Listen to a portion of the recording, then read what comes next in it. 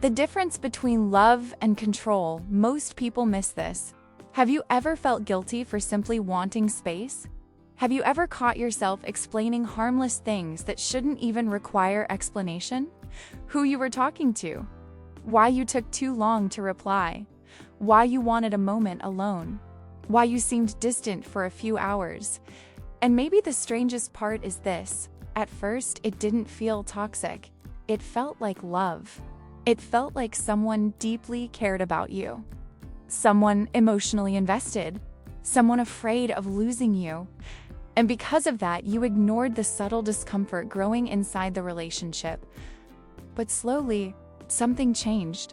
You started thinking twice before saying certain things, monitoring your tone, managing reactions, feeling relief when they were in a good mood, feeling tension when they became cold, distant, or emotionally withdrawn.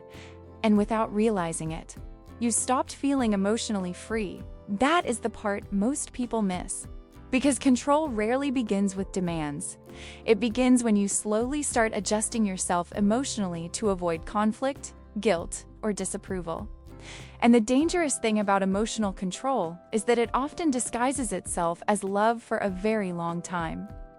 Sometimes the person says, "I just care about you. I worry because I love you. I only want what's best for us." And little by little, what once felt like affection starts feeling like emotional pressure. Today, you're going to understand the subtle but powerful difference between real love and emotional control, and why so many people stay trapped in relationships without realizing they stopped feeling like themselves a long time ago. One of the biggest reasons people confuse control with love is because emotional control rarely looks dangerous in the beginning. In fact, it often feels intense, passionate, and deeply emotional. The person wants to spend all their time with you. They text constantly, they want immediate responses. They become emotionally attached very quickly. At first, it feels flattering, desired, special, you think. They just care a lot. They're afraid to lose me. I've never felt this important to someone before, and that emotional intensity creates attachment fast. Because when someone gives you constant attention in the beginning, your brain starts associating them with emotional safety, excitement, and validation. The connection feels powerful, almost addictive. But slowly, subtle things begin to change. Concern becomes monitoring. Protection becomes control. Possessiveness becomes proof of love. And the dangerous part is that everything still sounds emotionally justified. I worry because I love you. I just don't trust other people around you. I only act like this because you matter to me. That's why emotional control is so difficult to recognize at first. Because it doesn't arrive looking cruel. It arrives looking emotionally invested. The most dangerous control is the one that makes you feel chosen before it makes you feel trapped.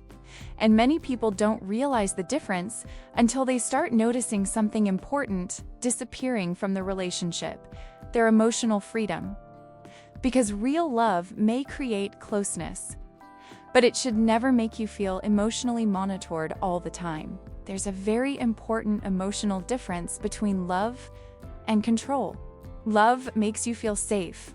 Control makes you feel careful. And most people don't notice when that shift begins happening inside the relationship, because emotional control rarely starts with obvious rules. It starts with subtle emotional tension. You begin overthinking simple interactions. You start wondering how the person will react before you say certain things. You monitor your tone, your words, your behavior, not because you want to manipulate the situation, but because you want to avoid emotional consequences. That's the dangerous part. When someone truly loves you, you feel emotionally free to exist. You feel safe expressing opinions, needs, emotions, and boundaries without constantly fearing rejection, punishment, or emotional withdrawal. But control changes the emotional atmosphere completely. Instead of peace, there's anxiety. Instead of freedom, there's emotional caution. Instead of authenticity, there's self-monitoring. And eventually, you stop asking yourself, What do I truly feel? You start asking, how will they react if I say this? That is not emotional safety. That is emotional adaptation. When someone truly loves you, you feel safe being yourself. When someone controls you, you start emotionally managing yourself around them. And maybe the saddest part is this: many people mistake this constant emotional intensity for deep love. But healthy love should not make your nervous system feel permanently alert. You should not feel emotionally exhausted from simply trying to maintain peace inside the relationship. Because real love calms your emotional world. Control slowly teaches you to walk on emotional eggshells. The loss of identity inside emotionally controlling relationships rarely happens all at once. It happens quietly. So quietly that most people don't realize it until they look at themselves one day and think, I don't even feel like myself anymore. And the process usually begins with small emotional adjustments. You stop bringing up certain topics because they always lead to tension. You hide emotions to avoid conflict. You become more careful with your words, more cautious with your reactions, more emotionally filtered.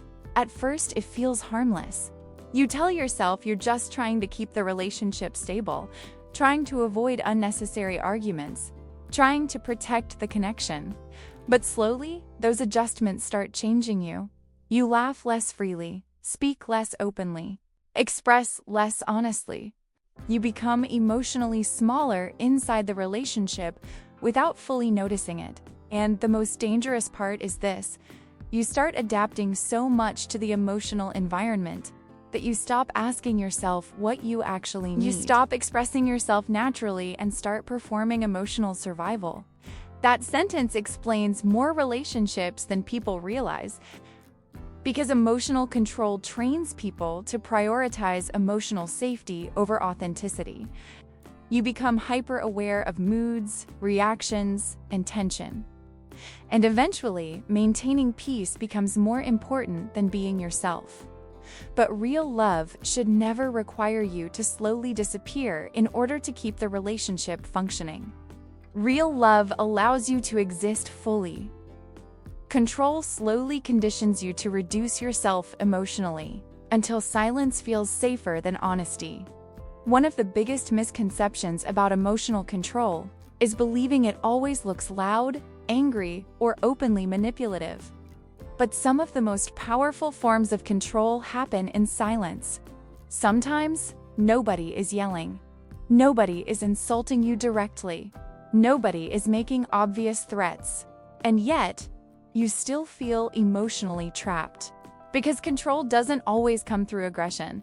Sometimes it comes through emotional consequences. A cold attitude after you express a boundary. Distance after you disappoint them. Silence after you say something they don't like. A shift in energy that makes you immediately feel guilty, anxious, or emotionally unsafe. And over time, your brain starts learning something dangerous. Keeping them happy keeps me emotionally safe. That's how emotional control becomes conditioning. Not all control screams. Some control quietly trains you to fear disapproval. And once fear of disapproval enters the relationship, emotional freedom starts disappearing. You begin adjusting yourself automatically. Not because anyone explicitly told you to, but because you already know what emotional punishment feels like. Sometimes the control isn't in what they say. It's in what happens emotionally when you disappoint them. That's why emotional control is so psychologically exhausting. Because the person doesn't need to constantly control you directly anymore. Your nervous system starts doing it for them. You become emotionally hypervigilant, careful, alert, constantly trying to maintain emotional balance inside the relationship.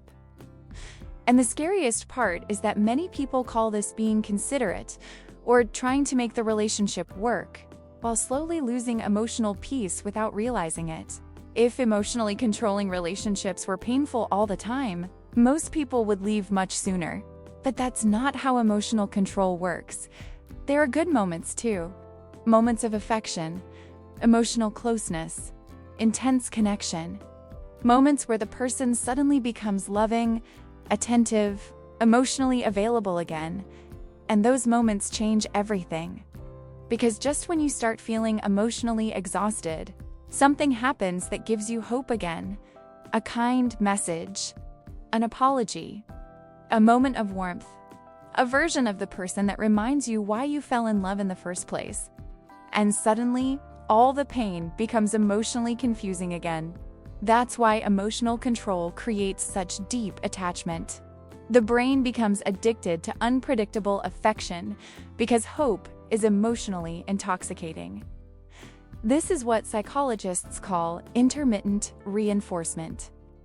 When affection, validation, and emotional closeness become unpredictable, the brain starts craving them more intensely. You never fully know when emotional connection will return again. So you stay emotionally invested, constantly waiting for the next moment of relief. And over time, this creates emotional dependency. Not necessarily because the relationship is healthy, but because the emotional highs and lows become psychologically consuming. You start confusing emotional intensity with love, confusing relief with happiness, confusing temporary affection with emotional safety. And the relationship slowly turns into an emotional cycle: pain, hope, distance, affection, anxiety, relief. That cycle can keep people emotionally trapped for years. Because the problem is not only the suffering, it's the belief that the good version of the relationship will eventually become permanent. And while you wait for that version to return, you slowly normalize emotional instability as part of love. Maybe the clearest sign that control has entered the relationship is realizing you no longer feel emotionally free inside it. You feel tension where there should be peace. You feel relief when conflict is avoided instead of feeling naturally safe. You feel emotionally careful all the time. Careful with your words, your reactions, your boundaries, your independence, and eventually, you stop relaxing completely. Even during good moments, part of you stays emotionally alert, watching, monitoring, trying to keep the emotional atmosphere stable. That's not what healthy love feels like. Love should not feel like emotional captivity. When was the last time you felt emotionally free inside this relationship? Not tolerated, not temporarily reassured, not emotionally safe for now, truly free. Free to express yourself honestly without fear of emotional punishment. Free to disagree without anxiety. Free to exist without constantly managing another person's emotional reactions. Because emotional control changes the emotional environment of a relationship completely. Instead of peace, there's pressure. Instead of emotional security, there's uncertainty. Instead of feeling emotionally accepted, you feel emotionally evaluated all the time. And the longer someone lives like this, the more disconnected they become from themselves. That's why so many people in emotionally controlling relationships eventually feel exhausted without understanding why. Their body never fully relaxes. Their nervous system never fully feels safe. And over time, emotional freedom starts feeling unfamiliar. Because emotional survival has become the new normal. Real love has a very different emotional effect on a person than control does. Love expands you. Control reduces you. And once you truly understand that difference, it becomes impossible to ignore certain emotional patterns inside relationships. Healthy love encourages individuality. It supports your growth, your voice, your friendships, your emotional independence. It allows you to remain connected to yourself while being connected to someone else. You don't feel emotionally trapped. You feel emotionally supported. But control works in the opposite direction. Slowly, it starts shrinking your emotional world. You become less spontaneous, less expressive, less confident in your own decisions. You start needing emotional permission for things that once felt natural to you. And the scary part is that this reduction often happens gradually enough that you barely notice it. You stop doing certain things because it's easier. You avoid certain people because it prevents tension. You silence parts of yourself because it keeps the peace, and eventually, your world becomes emotionally smaller. Real love makes you more of yourself. Control slowly makes you less. That sentence explains the emotional difference better than almost anything else. Because healthy love should never require self-erasure. You should not have to sacrifice your identity to maintain emotional stability inside a relationship. The right relationship brings more life into who you already are. Control slowly disconnects you from your own identity until you start existing around someone else's emotional comfort instead of your own truth. And maybe that's why so many people wake up one day feeling emotionally lost, without realizing they slowly abandon themselves trying to preserve the relationship. One of the hardest truths to accept is this: many people were never taught what emotionally healthy love actually feels like. So when control appears disguised as intensity, attachment, or emotional dependence, it feels familiar instead of dangerous. And that confusion often starts long before the relationship itself. Some people grew up believing love means sacrifice, emotional suffering, or constantly proving your worth. Others learned that jealousy means passion, that emotional possession means commitment, that losing yourself for someone else is romantic. So when a relationship creates anxiety, emotional obsession, or constant emotional highs and lows, it gets mistaken for deep love. But emotional intensity and emotional health are not the same thing. And many people stay trapped because the relationship activates emotional patterns that already existed inside them. Fear of abandonment, fear of rejection, need for validation, emotional scarcity, trauma, bonding. When someone grows up emotionally deprived, unpredictable affection can feel incredibly powerful. Even unhealthy emotional attention can feel better than emotional emptiness. That's why emotionally controlling relationships often become addictive. Not because they are peaceful, but because they constantly trigger emotional craving. And if nobody ever showed you what emotionally safe love feels like, emotional instability can start feeling normal. That is why so many people miss the difference between love and control for years. Because they are not comparing the relationship to emotional health. They are comparing it to emotional familiarity. And sometimes what feels familiar is exactly what keeps hurting you. There comes a moment in emotionally controlling relationships where something inside you starts waking up, a quiet realization. A realization that love should not feel this heavy all the time. That you should not constantly feel emotionally monitored, emotionally careful, or emotionally afraid of disappointing someone just to keep the relationship stable. Because healthy love does not require fear to survive. Healthy love does not punish individuality. Healthy love allows emotional breathing room. And maybe that's the part many people never stop to question. Why does this relationship make me feel less free instead of more emotionally safe? Because when love is healthy, you don't lose connection with yourself trying to preserve the relationship. You don't constantly silence your needs. You don't feel guilty for wanting space, boundaries, or emotional respect. If you constantly feel emotionally monitored, controlled, or afraid of disappointing someone, that is not emotional safety. That is emotional pressure disguised as connection. And the awakening begins the moment you stop asking, "How do I keep this person happy with me?" and start asking, "Why have I become emotionally afraid of simply being myself?" That question changes everything. Because once you recognize the emotional difference between love and control, your entire perception of the relationship begins shifting. You stop romanticizing emotional suffering. You stop confusing anxiety with passion. You stop calling emotional captivity love. And little by little, you begin reconnecting with the version of yourself that existed before fear became part of the relationship. Maybe the biggest sign that something is wrong is realizing you no longer feel like yourself inside the relationship. Not because someone forced you to change overnight, but because little by little, you started becoming emotionally smaller just to keep the connection alive.